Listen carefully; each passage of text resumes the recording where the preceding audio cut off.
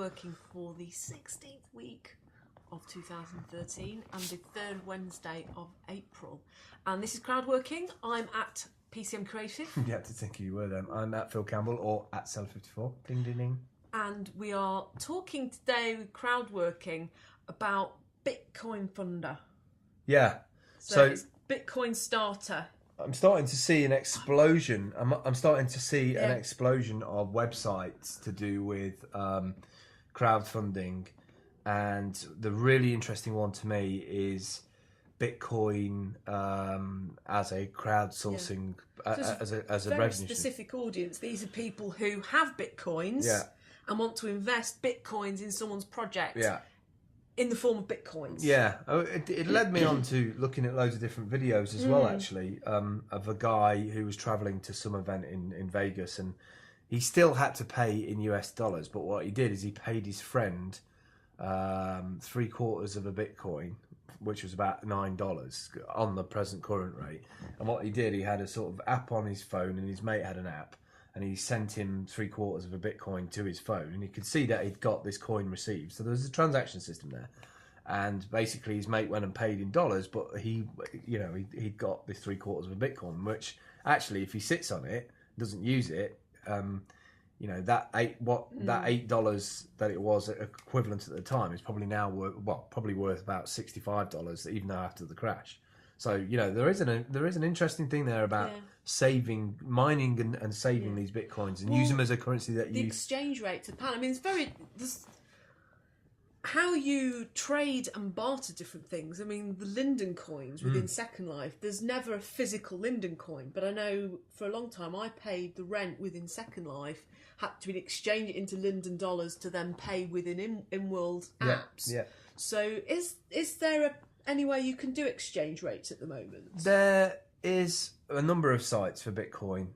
Like I say, I'm still experimenting with the whole thing because I think we sort of missed the boat with it a little bit. Everybody seems to be in on it now, and so mining for them is incredibly hard.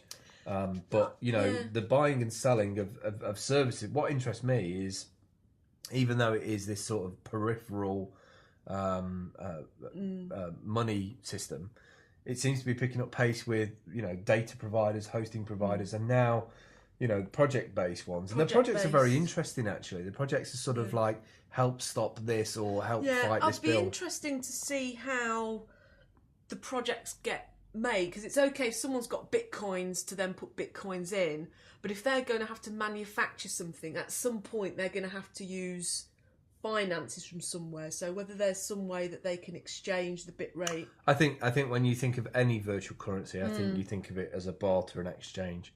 I don't think you see it as physical cash. It's an interesting one because it changes your whole thinking about money and cash. I mean, I think it's brilliant. I mean, you were saying about missing the boat because of the mining.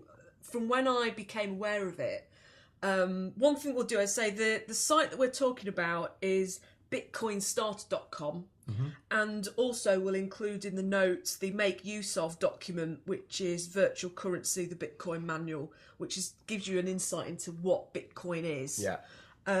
But I realised that I probably am not going to be mining coins. No. I'm going to be, I don't print money. I'm not part of the money generation part of it. But I really do like the idea of somebody paying me in an exchange rate that is instantaneous.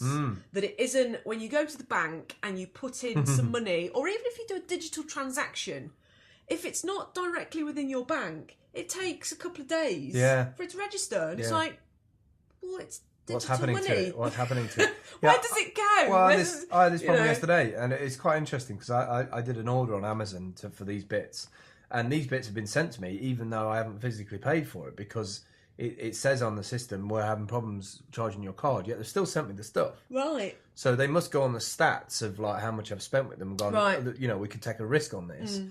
He sorted his card out before.